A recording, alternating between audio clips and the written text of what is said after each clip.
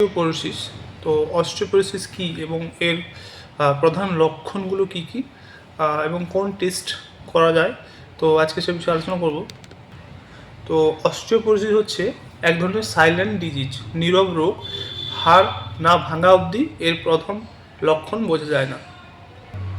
যদি কারো অস্টিওপোরোসিস থাকে তাহলে হাড় ভেঙে যাওয়ার প্রবণতা থাকে বেশি, যেমন একটুতেই হাড় ভেঙে যায়, সাধারণ কোনো দুর্ঘটনা, পিছলে গেলে, হাঁচি কাশি বা সামনের দিকে ঝুঁকলেও হাড় ভেঙে যায়।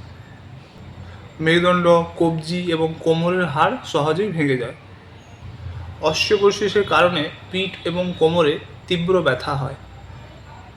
এছাড়াও অস্টিওপোরোসিস হলে পিঠ কুঁজো হয়ে যায়, উচ্চতা কমে যায়, ঝুঁকে পড়ার মতো সমস্যা দেখা যায়।